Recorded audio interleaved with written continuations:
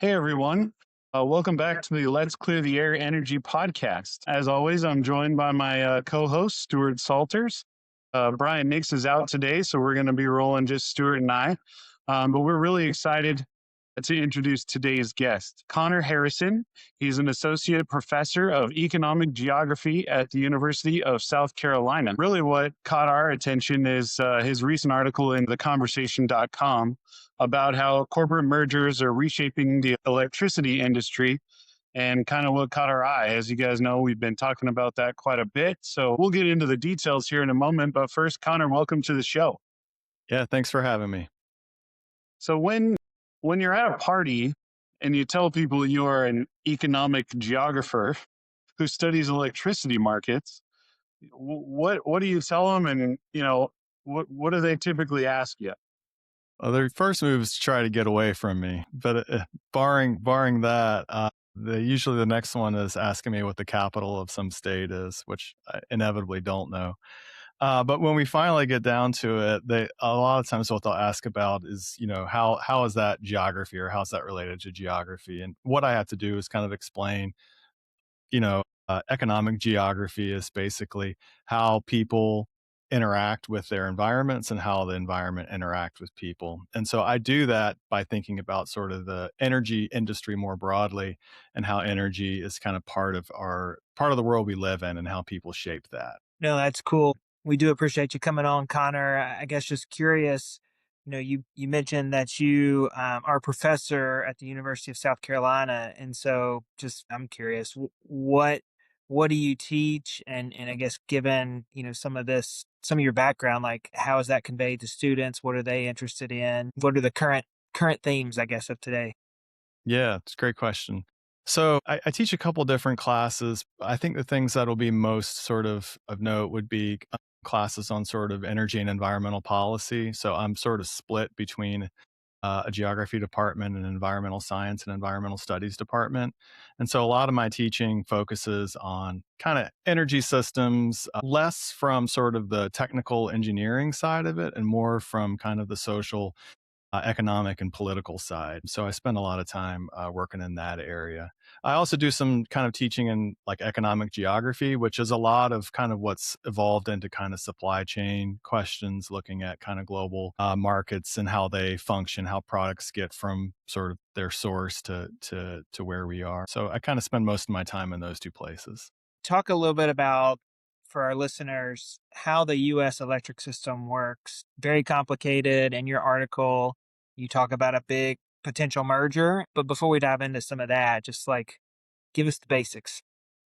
Yeah, sure. So this is, I mean, I think one of the ways we oftentimes describe it, the US electricity markets, let's say, is kind of a patchwork. And I think you can sort of think about it in two ways first, and then there's some kind of messiness in between.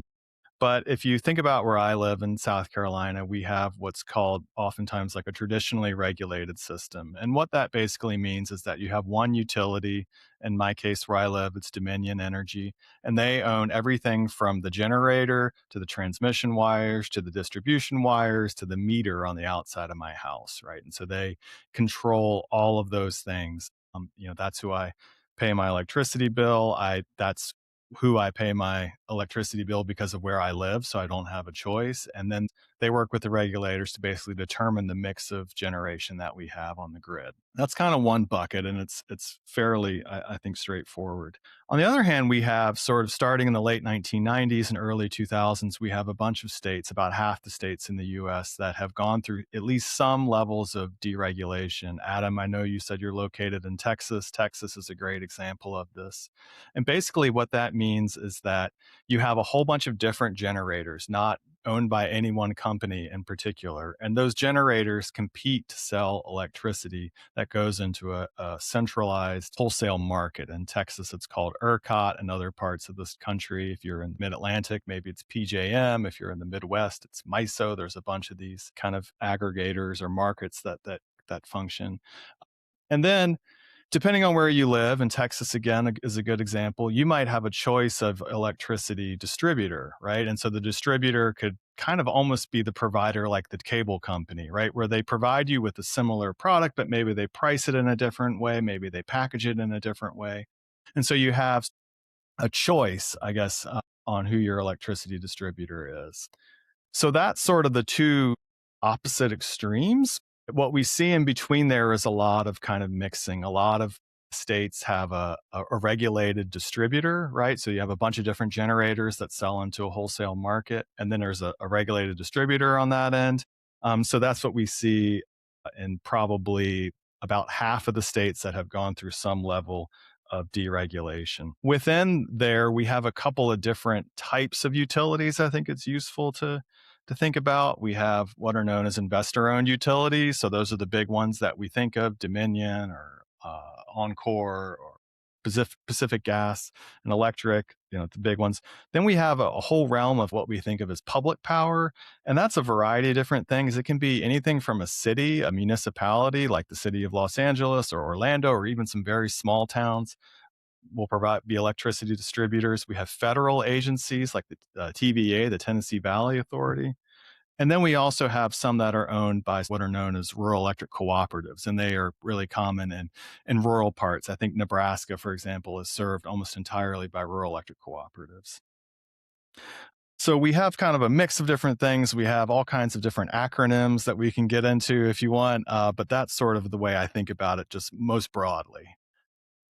So you brought up a couple different options, a couple different large companies and co-ops and things like that. I mean, at the end of the day, companies are in business to make money. How do electric utilities make money?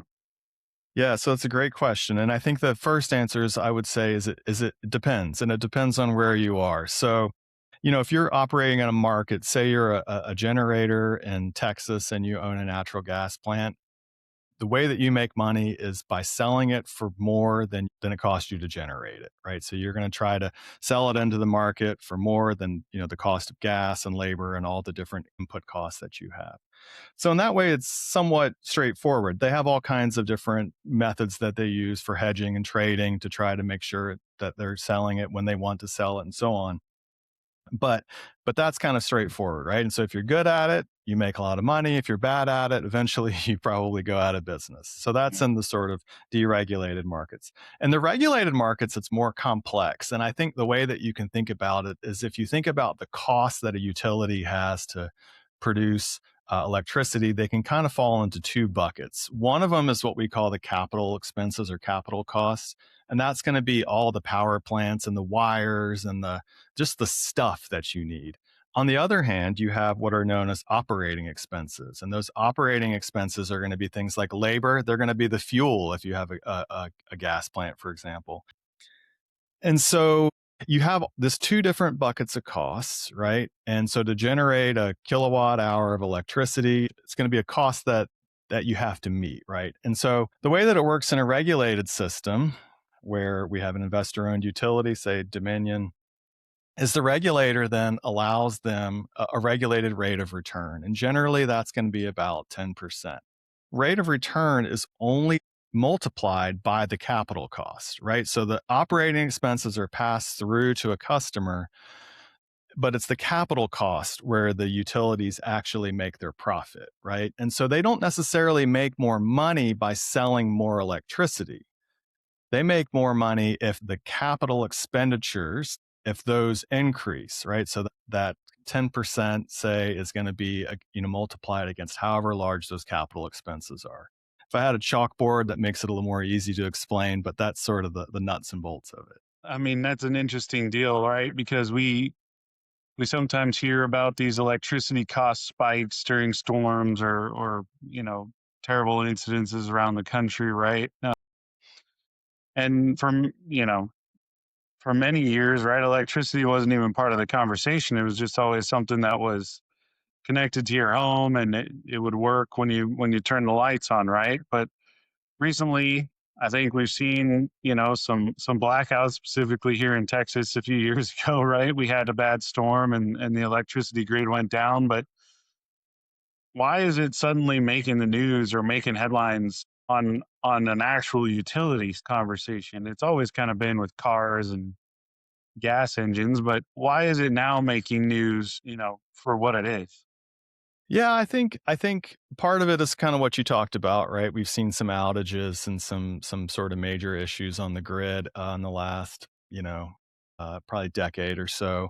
I think the other thing is that we've moved from a period where electricity prices historically have been pretty low and pretty stable, and they've started to increase, right? So just like we've seen inflation in every other industry, every other product that we deal with, we've seen a lot of that filter into electricity as well, and there's reasons for why that's happened that we could talk about if you want. And I think the third thing is for the last 2 decades in the US, our electricity demand has been pretty much flat. I mean, it depends on where you live. Some states are growing, some states are declining, but the aggregate has been the demand has been flat. And that's been because of decrease of industry. There's been a lot of energy efficiency measures that people have put in. But what we're looking at now, since probably about 2024, and if we look out into the future, right, there's projected that we're going to have big increases in electricity demand, primarily from data centers. It's a big topic. We're welcome to get into that. But I think those are the things that are really driving interest in it right now. Kind of going back to the how utilities make money question, like that, you mentioned the IOUs, the investor-owned utilities. I think it's a little different maybe for the public power and the co-ops. Maybe explain a little bit about that, but then also to the data centers, because that's probably where we want to transition to next. Like, does that set them up to be better power providers for, a data center as opposed to an IOU? Yeah, sure. A good question. So if we think about the public power entities, rural electric co-ops, or say the TVA, or a municipality, in theory, these should all be operating as basically nonprofits, right? So what they do is they have a cost of acquiring electricity. Many of them buy it in wholesale markets or have deals with investor-owned utilities to acquire power in that way. Some TVA, for example, has a whole bunch of generation too, but they acquire power and they have a cost, and then they have other kind of costs of billing and things like that that get added to it.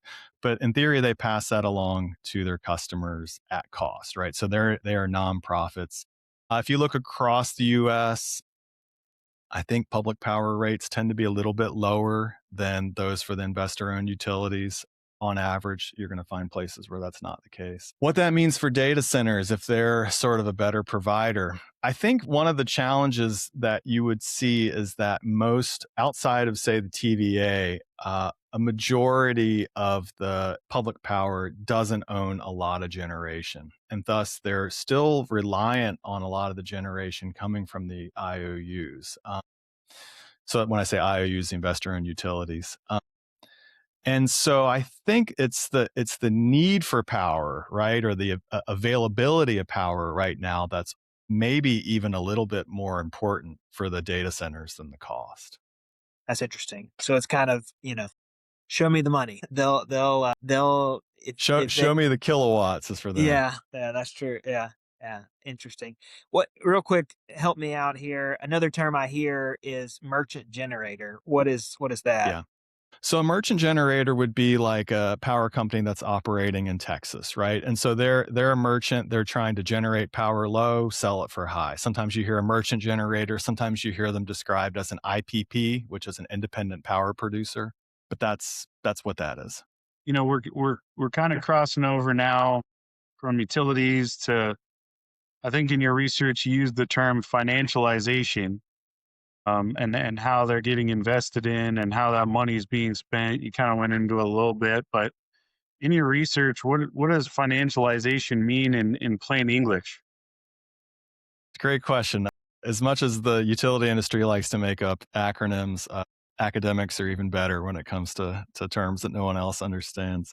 But financialization, so that's a term that's gotten thrown around a lot starting in the early 20th century, let's say. And initially, the way that people thought about it is if you looked at the economy as a whole, we started to see greater returns coming from the financial sector than coming from what we think of as kind of the real economy, so manufacturing and things like that. So that's the way that a lot of people have talked about it. Over time, then it's kind of seeped into other things, right? So it's kind of how has finance become kind of embedded in our own lives, right? So your mortgage, for example, used to be a relationship between you and a local bank. But increasingly, we saw this in the housing crisis. Your mortgage gets packaged up into a derivative and it's bought and sold and chopped and changed, right? So you become kind of embedded, wrapped up in the financial sector in a greater way. And you can think about it also with student loans and your retirement and your credit cards and all these other kind of financial products that are out there. I like to use financialization in a more specific way. What I like to think about it is finance kind of having two roles, or when we see sort of a growing power of finance in sort of two ways. One is that we start to see financial entities that are bigger owners of things, assets, power generators. So a lot of the merchant generators will be partially owned by what we might think of as financial entities, private equity or different asset managers, for example. I also think we also see the way that finance is sort of seeped into the way that corporations operate in a much larger way, where the heads of our corporations now, rather than having a lot of operational experience, their expertise is maybe in how do we allocate money and investment internally in a corporation from one sector to another, right? I think a good example is maybe if you think of General Electric and all the different things that they've been involved in over the years. At times they were involved in TV and consumer products as well as making big generators. And so whoever oversees that is making these decisions about how to allocate that financial money or that finance within the company. And so that's something that's really changed if you look over a longer period of time, maybe 50 or 100 years. So we have these financiers that are now embedded into the utility system or the electrical grid. How, in your opinion, I guess, how is that changing the way these utility companies are working? We talked about capital allocation and whatnot, but how is that changing how they're making decisions? But also, is anyone benefiting from these, financializations of the utilities? Yeah, I think that's a really good question. And I was, in a lot of my research, I talked to people who work in these industries. And I had the opportunity to talk to someone who had been a high ranking executive for a long time for a utility. He was retired at this point. He'd been retired for maybe a decade. And he said, if you look at who are the CEOs of these companies, he said a long time ago, it was all engineers, right? In the electricity industry, it was all engineers and they had the operational expertise. And he said, now it's all lawyers and accountants. And he was a lawyer, so he kind of took it with some humor. But so I think part of it is if we look at the grand scheme, right? A lot of times when you have a different set of imperatives, right? I think, for a long time, utilities were known as widows and orphans stocks, right? And what that meant is you put your money in there and it was safe, right? You were going to get a return. It was a smallish return. You weren't going to get these outsized gains, but you knew it was going to be there. So it was almost like a retirement proposition for a lot of people. With deregulation in the late 1990s and early 2000s, it started to be this idea that electricity or electric utilities could also be a growth stock, right? So not just a safe place to just collect your dividends, but also something that should be increasing in value. And so that puts a lot of pressure then on the people who are operating these utilities is to figure out ways to continue to show not just that they're good providers of electricity that provide good customer service, but they're also able to find ways to grow. And I think one of the ways that we've seen that is then through corporate mergers, right? So if your territory is what it is, how do you get bigger? It's you have to try to merge or find new businesses to get involved in. And so that is not necessarily to try to provide better service to customers, right? But it is intended to provide better returns for shareholders. So we've talked a little bit about it, and I think it's inevitable to all of us as well as those listening. Our country is experiencing significant electricity demand growth. And just talk a little bit about that, what you've seen in your research. How is our country going to meet this demand growth? Does this merger plan, growth play by some of these IOUs fit into that? Yeah, I mean, great question. And I think just to kind of put some of it in perspective, right? The figures that we see for potential growth, and this is largely driven by data centers, are really astounding. I was pulling some numbers earlier. So, based in terms of the growth of the electricity system, we're talking about, data centers would start to take up maybe between 9 and 17% of our total electricity demand by 2030. That's up from 4% in 2023, right? So becoming a much bigger part.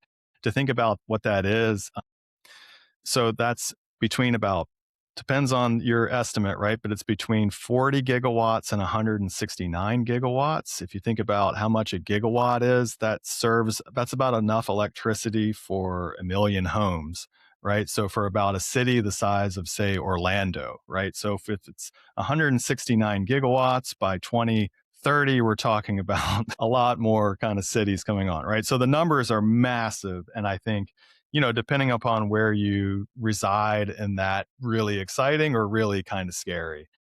So how do we get there? I mean, I think there's going to have to be an enormous amount of building of power capacity. We're going to be building a whole lot of data centers, and we have to build a lot of capacity to meet that. The question is kind of how quickly can we do it? I think there's real questions about whether or not we could build 169 gigawatts of new capacity in, 4 years is what we're talking about at this point. I think can we do it? How quickly can we do it? What's the mix of energy that's going to be there? How are we going to generate it? I think part of the mergers that we see is you see some utilities trying to position themselves better to, one, kind of catch that wave of growth, because that growth isn't going to be uniform across the country. I think the other thing is they feel like, and I think this is probably right, as they get bigger, that lowers their cost of capital, right? So they'll move to the front of the line. They'll have the best rates when it comes to purchasing the power generating equipment that they can. So that's sort of the play, I think, that's going on, right? This begs the question, what is the impact on the consumer? How does this affect the rates that consumers pay? Well, and the standard answer is always is it depends. I think the one of the sort of big questions is that of cost allocation, right? So if the the growth, right, in our electricity grid is being driven by data centers, which I think it is, and if we know that consumer demand, for example, or residential demand has been relatively stagnant, right, or flat, then logically you would think that most of that additional electricity demand, most of that, the cost of providing that additional electricity should be borne by those for whom the demand is for, right? Or for whom the generation is for. The tricky thing is, how do you make that happen? Our electricity grid is something that's where we have a lot of costs that are socialized, right? I pay the same rate as somebody who lives out in the country who's on this, with the same provider as me. I live in sort of an urban area. The cost of providing me with electricity is not that high, but out in a rural area, you have longer spans of wires and so on. And the way that we've sort of made this work over time is that we average out those prices, right? So we socialize a lot of those costs. I think if we start having to upgrade transmission, build new power plants, new distribution lines, substations, all of these things, the trick is, how do we allocate those costs? And that's, in a state like South Carolina, that's the job of the regulator to do that. And any regulator will tell you that allocating cost in between different customer groups is an art as much as it's a science. So there's some costs that you can quite clearly allocate, and there's some that I think are harder to figure out. So that's in regulated states. I think there's other things that are going to be out there, like, and we've seen some of this already, is basically requiring data centers to have what's called a power purchase agreement directly between themselves as a buyer of power and the power plant. That keeps a lot of the costs, separate from consumers. So I think this question of cost allocation is really central. Some utilities will say that if we have more big full-time users, we could theoretically bring down rates across customer groups. But again, I think it's a question of cost allocation if that actually happens. So, you talked about the projections out till 2030, 160 gigawatts or whatever it was. But then I'm hearing they're incentivized to spend on that capital, right? It allows them to adjust rates and things like that. So, what would prevent them from, I guess, growing faster than the actual demand? I mean, there's some regulated states, right? But others not. So, how does that sort of implementation impact the global scope from consumer to manufacturers who buy power and things like that? Yeah, great question. So, I mean, I think the other thing is, some of the data center growth, right? I gave you a couple of pretty big ranges, right? Between 40 and 169 gigawatts, right? That's a big differential. So, I think one of the things that a lot of the utilities are having to guard against is they're getting a lot of inquiries, a lot of people asking for power. How many of those are not just sort of speculative developers? How many of those aren't people who are going to multiple utilities, and then multiple utilities are starting to count that as what's in their queue of projects to be connected? And so I think the investment community is actually providing a bit of a service here by looking at utilities, and when they hear these numbers and they say, well, at what stage, right? Or at what stage are these data center developments actually coming? So I think they're, done correctly. I think that there should be some healthy skepticism of those numbers, and regulators need to be doing the same thing, right? To make sure that and then utilities, I think for their part, they have a tendency to overestimate demand, but they also are the ones who are going to be on the hook if there's not enough generation out there, if there's not enough supply. If the power goes out, we're all going to be mad at the utility. So they're kind of in a tough spot where they need to always sort of be overestimating, even though we don't want them to overbuild, right? So it's kind of finding that balance between what's actually going to happen, how much do we actually need, and what sort of, the projections that are out there. That's that's a really good point. We do we do tend to not be happy when the power goes out. Yeah. Well, I appreciate that answers. Yeah, so I was just thinking we spent a lot of our time talking about the electricity side of the business and data centers, but many of our listeners work in midstream and oil and gas specifically.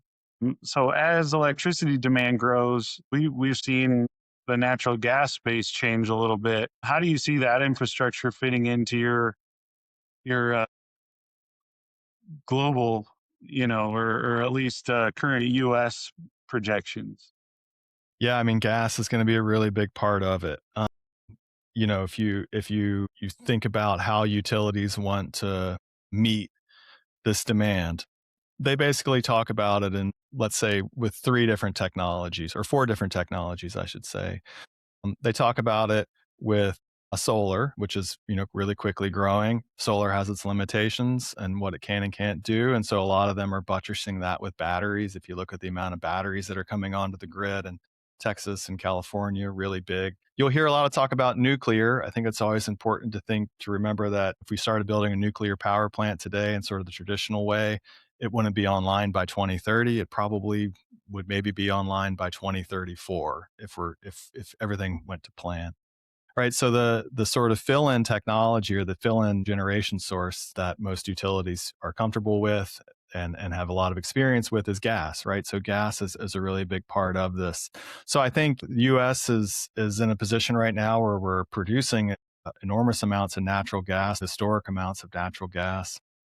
The tough thing that's going to be happening right now for the utilities is that it's a gas building boom, a combined cycle gas plant building boom, and a lot of the companies that make generations, Siemens, GE, they're they're having a great time because they've got lots and lots of orders, but they're also backed up, 4 or 5 years. So I think just to get the equipment is really difficult now. So those who put in orders a few years back before ChatGPT appeared are going to be in good shape. But I think there's a lot of demand for it. And so I think it's probably a good time to be trying to build a gas plant or be in that industry.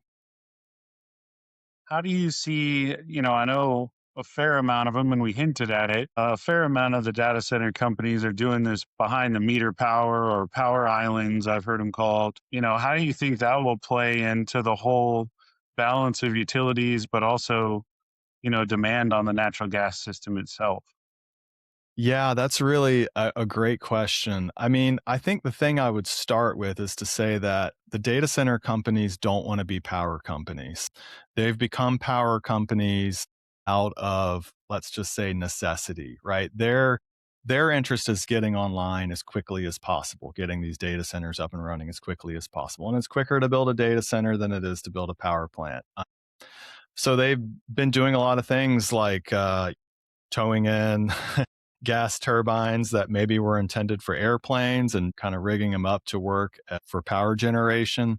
I've heard stories that they're not necessarily the best operators. They have a gas turbine that's supposed to work for, 10 or 15 years and they manage to break it after about 10 months. So I think, it's a business that's not easy. I think it's got a learning curve, but I think it's a way that a lot of these companies see themselves actually getting, a lot of the data center developers see themselves as getting online faster than they would otherwise. So, Connor, I'm here, Washington, D.C. That's where I office out of. I got to ask my D.C. question. Gets down the street from the Capitol, where I guess it would have been Rockefeller was, hauled to the carpet for antitrust. Do you think Dominion and NextEra will really merge? It's a great question. I should say that no one should bet on anything I say. I'll tell you what, if I was going to keep an eye on it, if I was to try to figure out what was going to happen, I would read the financial press more than I would read the kind of what the regulators have to say. I mean, NextEra has been involved in a number of different attempts to make some acquisitions of other regulated utilities over the years. Most of the time when they've fallen apart, it's been because the investment community started to see that maybe the benefits weren't quite there. Of course, that's shaped by what the regulators say and things like that, but that's what we start to see. I think if it happens, right, then we're going to see, and I think we're going to see this anyway, even more mergers among different utilities. We've gone from maybe 100 different investor-owned utilities in the late 90s to I think we're down below 40 now. So there's already been a lot of mergers and acquisitions, and you wonder when maybe we get to the point where we were with Rockefeller, if that happens or not. No, I just curious if it actually happened. So thanks for sharing those thoughts. And, as we close, I want to call out that you do have a book coming, and I guess tell us a little bit about that. What's the subject? When's it coming out? How can folks get a copy of it if they're interested? Sure, yeah. So the book is called Brokers of Power. It's through the University of Minnesota Press, and the book is about the role that finance is playing in the energy transition in the U.S. And when I think about the energy transition, that's partially about the rise of renewables, also the rise of natural gas. But it's also about the decline of coal. It's about the emergence of these different types of electricity markets, right? Like what we have in Texas. And I also try to, in the book, we oftentimes talk about finance in really generic terms, or we talk about Wall Street in generic terms. And what I try to do is think about these different parts of finance specifically, right? So like, what is private equity? How is private equity part of this? What's an investment bank? What's a bond? What is securitization? What does an analyst do? And then once we figure out what those things are, how are they shaping the world of energy? And it's with an academic press, but you can find it on Amazon. I really have made an effort because I teach this stuff, so I try to figure out how to make it really accessible. I draw from interviews. I try to make it interesting and happening from the first person. It's not a dry academic text, or at least I hope it's not. And so I try to capture some of the different personalities that I've met and talked to over the years. I have a copy of it right here, so you can see the copy. Nice. So available in stores now, shipping, probably not bookstores, but find it online. Well, congrats on that. We appreciate it. Appreciate you sharing that with us. And I'm sure a few of our listeners will jump out there and get a copy. I definitely will. Any chance you're going to do an audiobook? I spend a ton of time in the car. I don't think you want to hear me read it. Appreciate that. Yeah. Well, as we wrap up, like Stuart said, we always try and ask our guests, a similar question. So, you're back on the podcast in 3 to 5 years or so, and you're happy. What has gone on that's caused you to be happy with the electrical system, or just in general that's made you happy? I like that question. I spend a lot of my time thinking about what's not making me happy. So I'll have to just change things around. So I think if we manage in some way to get a lot of good reliable, clean power onto the grid. If we somehow get this dirtiest power off the grid over the next 3 to 5 years, I feel like if we didn't build more power than we needed to, and Yeah. I think the prices of electricity have come down. I think especially for the people that need it the most. This is how I got started in kind of doing this work, was looking at people or working with people who were unable to afford energy. And so I have all my work keeps that in mind, right? There's a lot of people that are really struggling to afford their energy bills, and it's a huge part of our lives.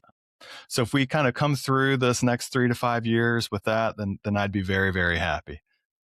Awesome. Great answer and good goals. I hope we can have that conversation in 3 to 5 years. Yeah, great. Well, Connor, thank you very much. Stuart, anything to wrap up? Now we should probably wrap before I start talking about SEC football or SEC sports. I know Connor's at South Carolina. I went to Mississippi State, so we can talk about women's basketball, talk about baseball. There's a little bit of Yeah, we've got rivalry some there. rivalries. Yeah, Yeah. yeah. There you go. Well, everyone, thanks for joining us on the latest edition of the Let's Clear the Air Energy podcast, and we hope you'll join us on our next one. Have a good day.